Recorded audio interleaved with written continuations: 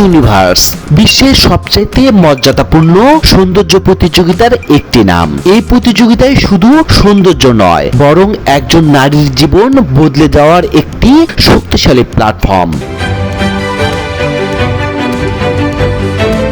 Thailand ও Mexico থেকে পরিচালিত এই আয়োজনটি প্রতি বছর বিশ্বজুড়ে প্রায় 50 কোটির বেশি মানুষ দেখে। এই প্রতিযোগিতায় ইতিহাসে সর্বাধিক জনপ্রিয় বিউটি প্রেজেন্ট। এবার মিস ইউনিভার্সের 74তম আসর বসেছে থাইল্যান্ডের ব্যাংকক ও ফুকেটে। আলোচনায় আছেন মিস ইউনিভার্স বাংলাদেশে তানজিয়া জামান মিথিলা। কিন্তু সবার মনে একটাই প্রশ্ন, মিস ইউনিভার্স হলে একজন বিজয়ী কি কি সুযোগ সুবিধা পান? তা জানলে আপনিও অবাক হবেন। মিস ইউনিভার্সের মুকুট জয়ের সঙ্গে থাকে নানান বিলাসবহুল সুবিধা।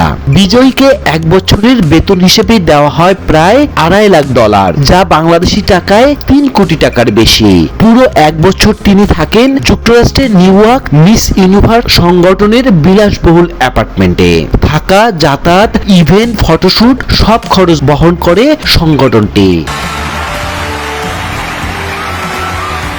বিশেষ সুবিধা হিসেবে বিভিন্ন দেশের সফরের জন্য ব্যক্তিগত উড়োজাহাজ ব্যবহারের সুযোগ থাকে। প্রতিটি সফরে হোটেল, খাবার, ইভেন্ট আয়োজন সবই করে কর্তৃপক্ষ। আর সফরে কমপক্ষে একটি দাতব্য কার্যক্রমে অংশ নেওয়া বাধ্যতামূলক। মুকুটের বিষয়টি বেশ উল্লেখযোগ্য। সম্প্রতি ফোক অফ গুড মুকুটটির মূল্য প্রায় $5.75 মিলিয়ন, বাংলাদেশি টাকায় প্রায় 67 কোটি।